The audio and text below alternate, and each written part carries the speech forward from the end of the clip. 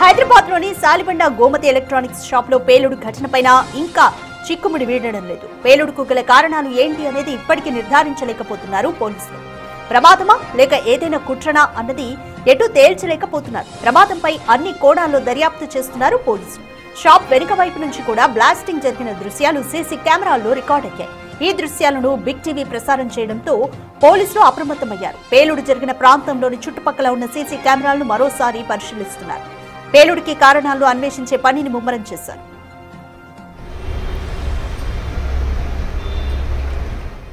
Hyderabad old సిటీలో blasting కేసులో twist చోటు చేసుకుంది. ఇది మామూలు పేలుడు కాదన్న సందేహాలు మొదలయ్యాయి.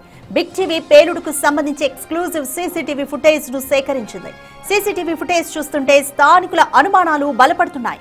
పేలుడు జరిగిన గోమతి మూడు వైపులా కూడా విస్ఫోటనం సంభవించింది.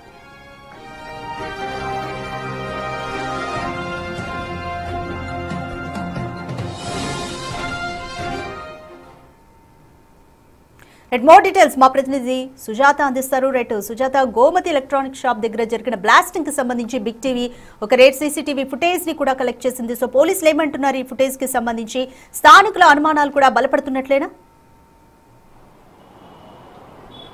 రాధిక, గోమతి ఎలక్ట్రికల్ షాప్లో పేలుడుపై పలు అనుమానాలు వ్యక్తమవుతున్నాయి. ఇప్పటికే బిగ్ టీవీ సీసీ కెమెరా ఫుటేజ్ని కూడా సేకరించింది. అందులో ఎక్కడా కూడా షార్ట్ సర్క్యూట్ వల్ల జరిగినటువంటి ప్రమాదంగా కనిపించడం లేదు. ఏదో కుట్రపూరితంగానే జరిగినట్లు అనుమానాలు వ్యక్తమవుతున్నాయి. దీనికి సంబంధించి దాదాపు 8 మంది గాయపడ్డారు. అందులో ఆ షాప్ యజమాని మరణించగా అక్కడే ఉన్నటువంటి స్థానికుడు కూడా మరణించారు. అందులో 3 డిశ్చార్జ్ అయ్యారు.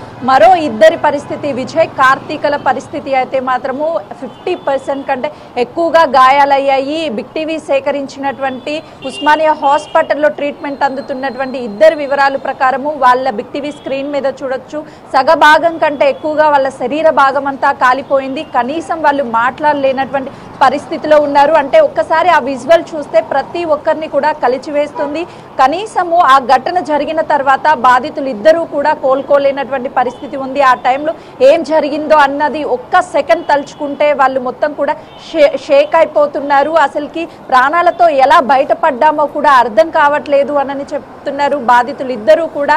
అటు వాళ్ళు గత 6 నెలల పై నుంచి ఆ షాప్లో పని చేస్తున్నాము, ఏ రోజు ఇక్కడ ఇలాంటి ఘటనలు జరగలేదు, టీవీల్లో ఇలా చూసాము చాలా వరకు, కానీ ఆ టైంలో ఒక్కసారిగా బ్లాస్ట్ అవ్వడము, లోపలికి మంటలు రావడంతో మేము బయటికి వెళ్ళలేనటువంటి పరిస్థితి ఉంది.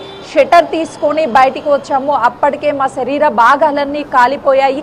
ప్రాణాలని కాపాడండి కాపాడండి అని అరిచాము. కానీ ఆలోపే మా శరీర భాగం అంతా కూడా మంటల్లో కాలిపోయింది. ఇప్పటికే 50% కంటే ఎక్కువగా శరీర భాగం విజయ్, అదేవిధంగా కార్తీకలది కాలిపోయింది. ట్రీట్మెంట్ అందుతుంది.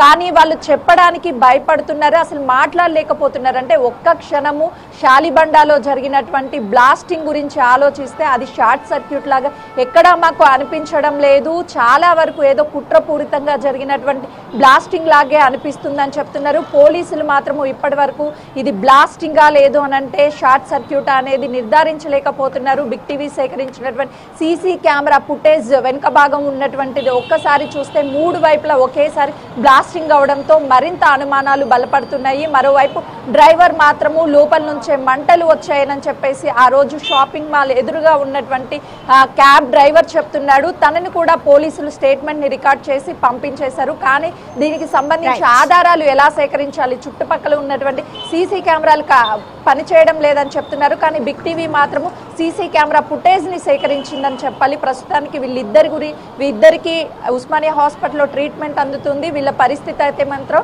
కొంతమందికి సివియర్ గా ఉందనే చెప్పుకోవచ్చు. Radhika, thank you Sujatha.